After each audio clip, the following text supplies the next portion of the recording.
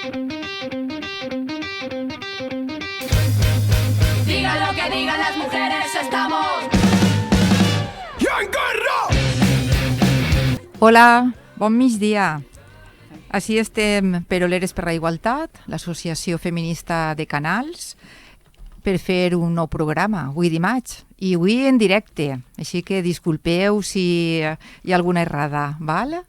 Bé, estem així, Carmen Juan, jo sóc Lola Pérez, i tinguem una convidada molt especial. Segur que la conegueu molts. És Paula Llorens. Hola. Camarena. Paula Llorens, camarena. I camarena. Hola, què bon tal? dia. Molt contenta d'estar així, per fi. Per fi, No, que ho perquè, teníem clar, pendent de fa temps. Ai, que tenia que quadrar la teua agenda. La nostra no està tan ocupada, la teua molt. Bé, i a veure, què puguem dir de Paula Llorens? Que tots la conegueu molt, pense jo, A veure. Jo he anotat així algunes cosetes perquè he buscat i hi ha molt que dir d'esta xica. És jove i bé, en una experiència increïble en el món del teatre, sobretot, no? Que sí, clar que sí. Bé, a veure, diguem alguna cosa per a que aneu coneguent un poc més la seva vida professional. Val, Paula? Val. Sí, mira, pues Paula és dramaturga, és directora de teatre i també és actriu. I va estudiar art dramàtic en l'Escola d'Art de València i filologia hispànica. I també es va especialitzar a la Reial Acadèmia Superior d'Art Dramàtic de Madrid. Ha escrit ja diverses obres de teatre, que ja ens contarà ella un poc més avant, I bé, premis, en té uns quants, de moment. En 2019 se li va concedir el Premi de les Arts Escèniques de la Generalitat Valenciana per la seva adaptació al teatre de Tirant lo Blanc. Difícil, però mira, ella li va donar una mirada feminista, que això és d'agrair, no? Des de la nostra associació li ho agraïm molt. I bé, també tinguem així a notar que té un altre premi, també del mateix any, que és el Premi Internacional de Dramatúrgia Hispana, per la seva obra Inquilinos. Correcte. Molt bé. El febrer del 2020 també va guanyar el Premi de Talent Jove del Llevant, EMT, no? També De la categoria de cultura. Exacte, en la categoria de cultura. I, bueno, també té una companyia de teatre, no?, que la vas fundar en el 2018, que és Cactus Teatre. Bé, Carmen volia preguntar-te coses, també. Mira, jo volia preguntar-te per què vas decidir fer la carrera d'art dramàtic, perquè no és una carrera fàcil. És una carrera difícil, complicada d'accés a l'hora d'entrar en l'Acadèmia d'Art Dramàtic. Bueno, què és el que el va decidir a tu, a part de que t'agradarà el teatre? Clar, és una pregunta molt interessant perquè és cert que jo tinc clar que si haver decidit dedicar-me a qualsevol una altra cosa, haver acabat fent teatre com a hobby, el teatre una vegada va entrar en la meva vida, jo crec que ja vaig saber que havia vingut per a quedar-se, no? Perquè és cert que em va agradar, em va conquistar en totes les seues vessants, perquè m'agradava molt llegir teatre, m'agradava moltíssim anar a veure teatre, gràcies al col·legi vaig descobrir fer teatre amb una optativa i jo sabia que això era el que volia, però és cert que el fet de que hi haguera una carrera que es deia art dramàtic i que això es poguera estudiar sí que és una cosa que vaig conèixer en aquest moment perquè no tenia ni idea.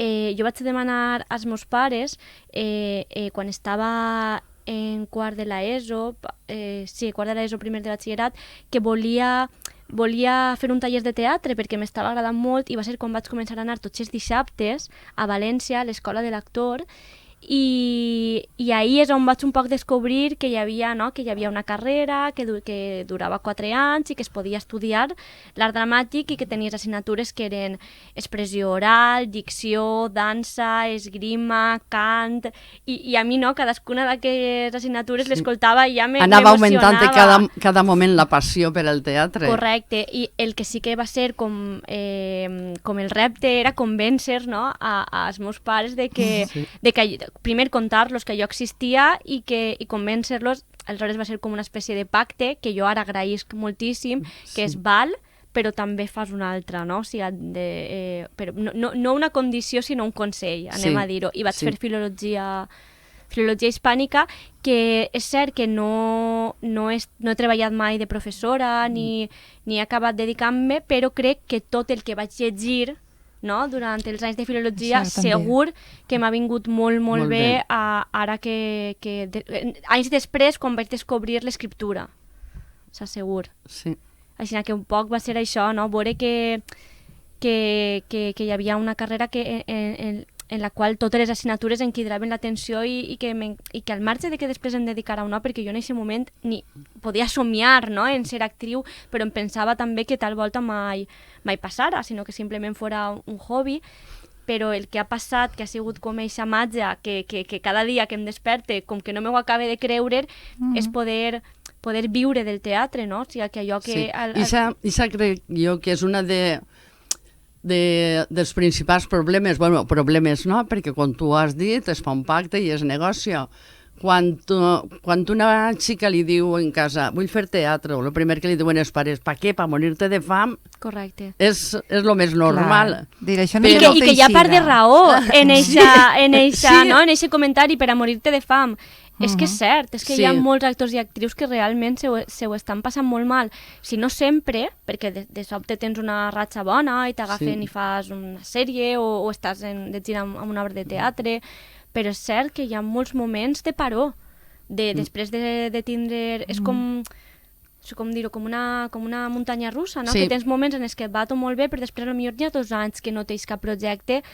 Afortunadament, crec, clar, i has de menjar, i més si tens una família o el que siga, però jo crec que afortunadament el que em va passar a mi és que no em vaig quedar soles, i això també un poc, ara vos contaré el per què Cactus Teatre, no? Perquè la companyia, perquè si jo haguera treballat sols d'actriu i jo haguera estat en casa esperant a que sonara el telèfon, no? Això que diuen de a que em quedi un director, a que em busquen per fer un càsting, probablement estaria en aquesta situació en la que haver acabat opositant i donar classes, no? Donar classes de secundària aprofitant la filologia hispànica, i que segurament també està genial, també, per què no? Però és cert que vaig adonar-me que a mi el teatre m'agradava molt i que jo no volia simplement estar damunt d'un escenari fent papers que altres persones haveren escrit o contant unes històries que de vegades em plenaven més, però altres vegades no tant, perquè jo també volia contar aquestes històries que veus que n'hi ha injustícies que vols, no? que vols denunciar,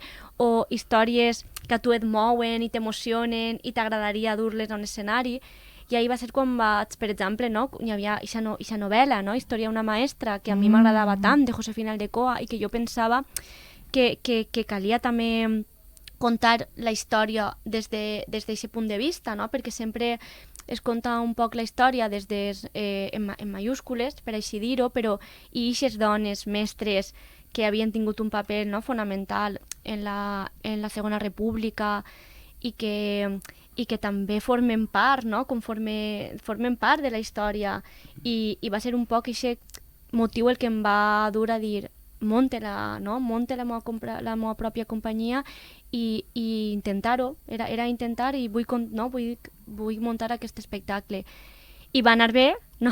Va anar molt bé. De fet, encara seguim fent funcions d'Història d'una maestra. En gener se n'anem 3 setmanes al Fernán Gómez de Madrid. I això va ser un poc el que em va moure a dir, val, ara ja no sols una novel·la escrita per una altra persona i jo fer l'adaptació, sinó m'atrevisc a intentar dur a escena un text propi, no? I va ser quan l'Abraçada dels Cucs.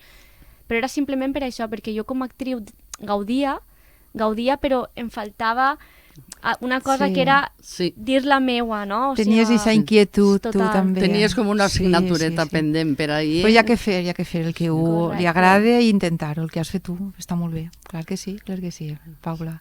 Sí. I bé, a veure, així a Canals hem gaudit d'algunes obres de teatre, que tu has sigut l'actriu principal, Totalment, no? I sobretot que he tingut la sort, perquè això no passa sempre, no? Que tracten també en el teu poble de poder estrenar-les així. O sigui, es podria dir que així és on han nascut. Sí. Va néixer així per primera vegada Història d'una maestra, va néixer així l'Abraçada dels Cucs, i per a mi és Per a mi això és meravellós, perquè al final és un moment molt dur en el que et sents molt fràgil perquè vas a mostrar per primera vegada una cosa que estàs assajant, no? Potser assajant 2 mesos, però creant quasi un any enrere, no? Des de que tens la idea, decidisses muntar-ho, quidres a gent per a que se sume a l'equip, busques producció, no? Busques perquè també necessites molts diners. També. És un procés molt llarg i al final no tot és a mostrar-ho ahir en eixa hora que dura l'espectacle i a veure com reacciona el públic, perquè no ho saps, mai ho has mostrat. I clar, això, fer-ho en casa està molt bé perquè eixe dia hi ha família, amics, i et sents, no? Et sents molt, molt recolzada. És el que jo penso de que és una carrera molt forta perquè un estudia una carrera i es posa a fer i se treballa i ja està. Tu estudies art dramàtic i tens que, ingeniant-te-les, buscar gent que el fas això, que t'apoya en l'altre, que t'ajude a muntar-ho d'alguna manera. És molta faena. Per a una actriu, no sols és anar i actuar i ja està. Clar, si et quedes en eixa part de soles la interpretació, d'alguna forma sí. Jo també estic encara en companyies en les que la meva tasca és sols anar a actuar i ja està, i està genial, o sigui, és meravellós, no? Sí. I ahir més tranquil·la, de fet. Ara jo vaig decidir fer-me productora de teatre, no? I ahir és on venen els patiments, moltes alegries, però també molts mals de panxa i moltes nits sense dormir, que el que té, no? El ser emprendedora i haver decidit fer-te productora de teatre, que és el que he fet, no? Amb Història d'una maestra i L'Abraçada, sobretot perquè no sols estàs de productora, és que jo vull estar necessite estar en aquesta part, però després és que també estic damunt de l'escenari, estic també en la part artística, però també he de dir que es patís, però també és el que te compensa, et fa superfeliç veure que quasi el teu fillet, no? Perquè al final aquests 2 espectacles per a mi són els meus fillets, han arribat, no? Han arribat al món i estan agradant, allà on anem. Molt. Jo dono fe que sí que és veritat, Sí. Així que molt feliç. Bé, mira, si voleu, fem ara un paronet per a una cançó que ha triat Paula, de La Fumiga, una que t'agrada molt. Correcte, de La Fumiga i de Zoo. Exacte. Anem allà, Pacheco, és fotosíntesi. Una llavor amb tot per fer, agafa't fort per si bufa el vent. Una cançó que et cantarem, buscant el sol anirem creixent. L'autotrofisme més real, d'aigua i de llums als minerals. Tens l'energia per volar, i els peus a terra pas a pas. I així com fem dels hiverns primaveres, s'alvira vida entra llum per les fulles, de les arrels que condensen substrats, s'obrin les flors pol·linitzen abelles. Així com caus del més alt al més fons, com convertir en prats verds els marrons. Jo no faig coaching, jo estenc un pont, jo sé qui eres, tu entenc que hi soc.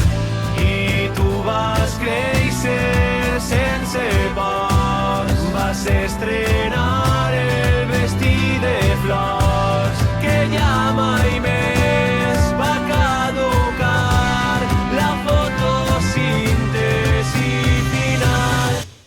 I jo tan sols t'estava acompanyant, és trist que ara recull som teus casals, regals amb agua propi, fem fora els teus dimonis, i amb molta calma tot arribarà.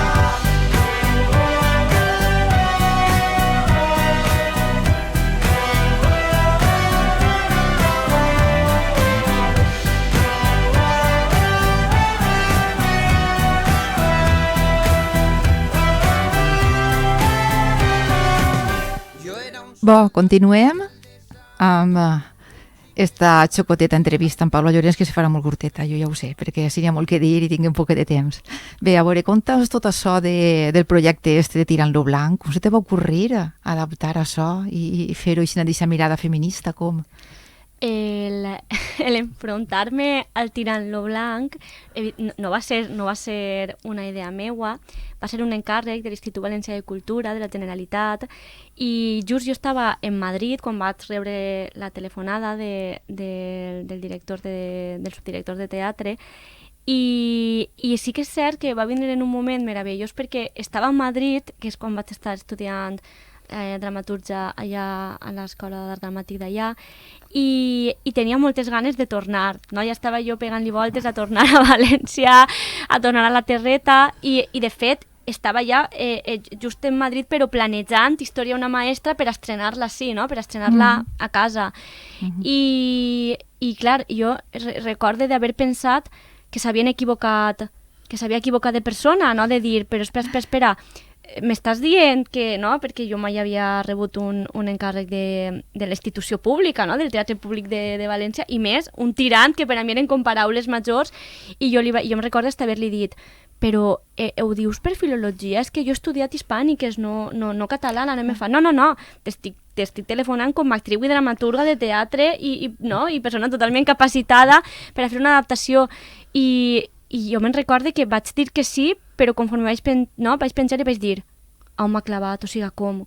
No pot ser, o sigui, no... Vaig quedar i dir que no puc jo fer una adaptació teatral del tirant, és que no podia. I em vaig autoconvèncer de dir, bueno, tant confiança, no? Algú ha confiat en tu, tranquil·la, tu no eres una experta, ni molt menys, no? en literatura medieval, no valenciana, però tu saps la part de teatre, no? Tu que eres i vaig començar a llegir-me tot, o sigui, el primer llegir, evidentment, l'original, no? que són 1000 i pico pàgines, en un valencià d'aquella època.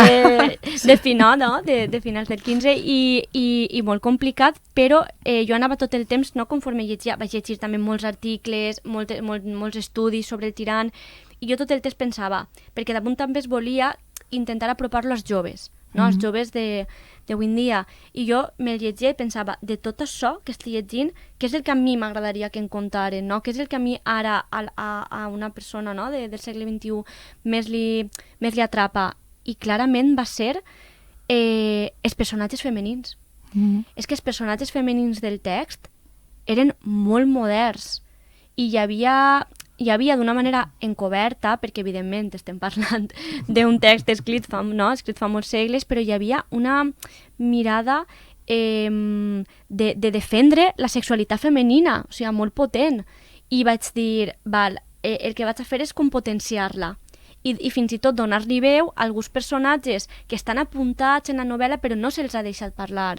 Què passa si li posem a parlar a la viuda reposada, no? Com viu l'haver-se quedat viuda tan jove i no poder tornar-se a casar i no poder... Com viu aquesta passió que ella sent per tirant, o que la gent com considerat vella tan pronte, com viuen els dos joves aquesta passió i l'estar esperant, no poder tindre relacions, i així va ser, o sigui, i al final ho vaig com gaudir moltíssim, no? Vaig gaudir molt d'eixa adaptació, d'eixa contemporanització, com portar-ho així, i va ser, no? De vegades en els reptes tenen el perill de que patisses, però també de que aprens. I per a mi, si és repte, jo crec que vaig aprendre moltíssim sobre literatura i sobre, no? I sobre com passar literatura a teatre, no? Com fer aquesta tria, i després també va quedar molt bé perquè el treball que va fer la directora Eva Zapico de posada en escena va ser meravellós, i jo crec que va respectar moltíssim tot allò que jo havia escrit, i veureu en escena va ser molt interessant i molt potent. Molt interessant, segur que sí, jo ja no l'he vist, però mira, molt interessant. A veure, jo no vaig tindre el plaer de poder veure l'obra de teatre quan la van fer així, però sí que vaig tindre el plaer d'estar en la presentació del llibre, i em va xocar molt perquè, a part dels problemes auditius que ho tinc, ho sentia molt bé, i la teua forma d'expressar-ho era com si jo estiguera veient un teatre, quan tu explicaves les coses del llibre que havies escrit. D'una guerra invisible, no? En aquest cas. Estic parlant del d'una guerra invisible.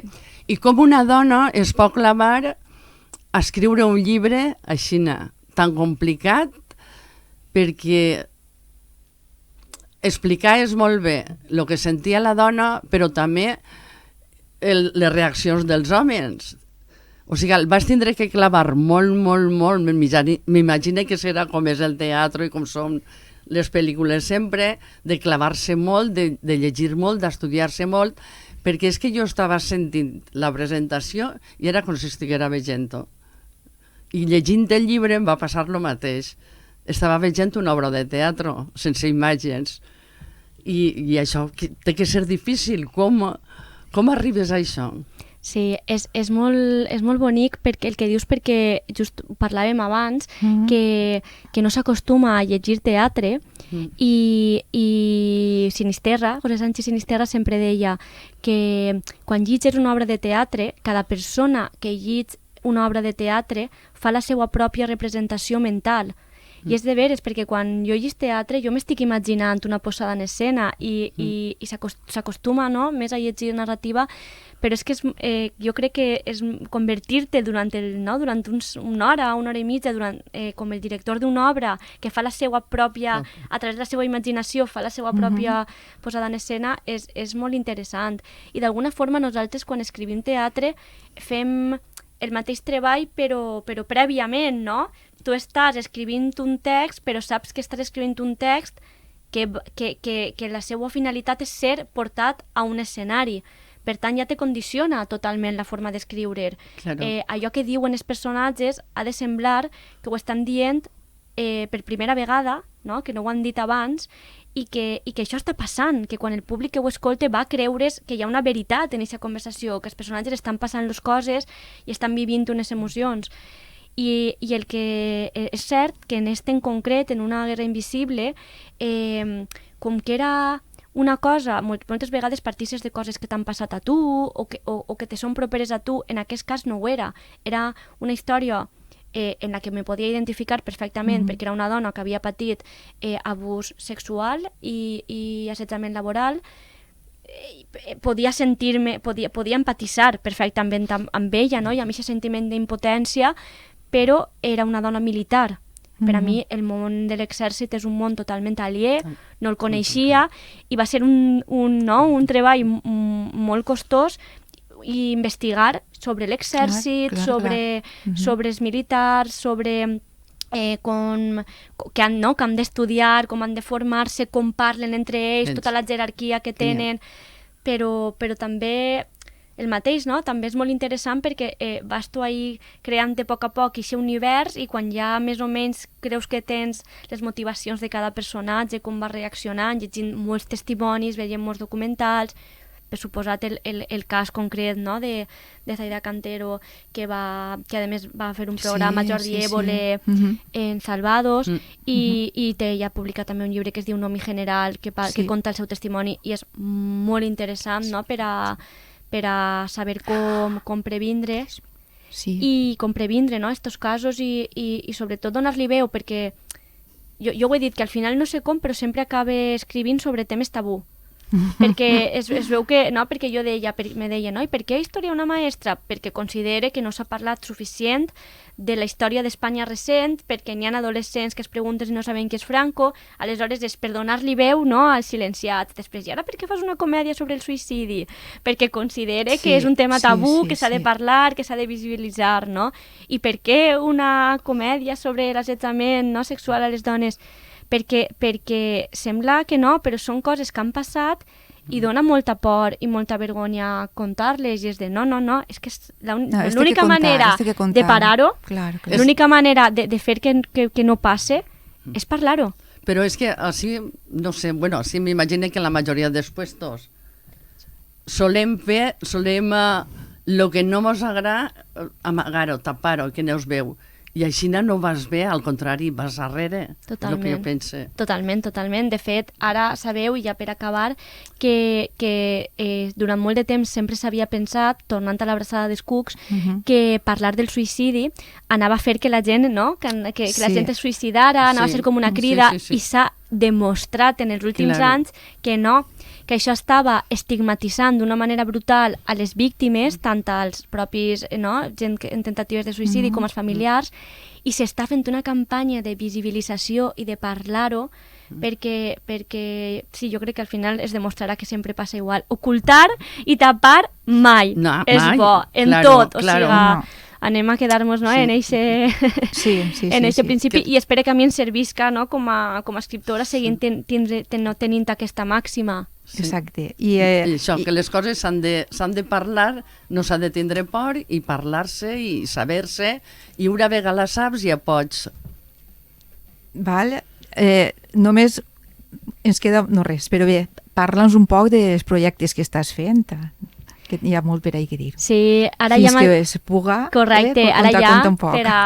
per acomiadar-nos, continuem amb la gira de l'Abraçada dels Cucs i tenim funcions, ara si podeu entrar en la pàgina web i ahí podreu veure totes les funcions vinents, tant d'Història una maestra com de l'Abraçada dels Cucs, i s'acaba de publicar el text en bromera, l'Abraçada dels Cucs, a veure si en un futur, no? En breu farem, encara no ho hem pensat, però esperem poder fer la presentació a canals, però això ja veurem. Molt bé, I molt bé. estic escrivint, o sigui, encara Tu no pares. no es pot dir, però estic ara mateixa en diversos projectes d'escriptura. I no ho he dit, però fa no res, que això també ho haurà tu que dir perquè és molt adient a les peroleres. Vaig fer la setmana passada 2 monòlegs de dones sufragistes britàniques de principis del 20 i es va fer per al Departament de Literatura Anglesa de la facultat, no?, de la Universitat de València, de Filologia Anglesa, i va ser també molt emocionant. Bé, hi ha algun projecte si també tens en alguna escola, institut... Donant classes, també, correcte, també. donar classes d'escriptura i estan llegint els alumnes, no?, de quart de l'ESO i primer de batxillerat dels 2 instituts, més els de quart de l'ESO de Cervantes i Patronato, el llibre L'Abraçada dels Cucs, i el farem per a que puguen vindre a veure els estudiants i els alumnes. Fantàstic, fantàstic. Bé, mira, ho lamentem, però el temps ja diu que prou, no, Pacheco? Que llàstima. Bé, Paula, tindràs que tornar. Per suposat. Esperem A que veure, tingués algun a dia veure. un altre huequet i continuar esta conversa tan bonica que hem tingut. Bé, Perfecte, moltes gràcies a vosaltres. Gràcies a tu, Paula. A tu. Adéu, gràcies per Gràcies, escoltar-nos. Adéu.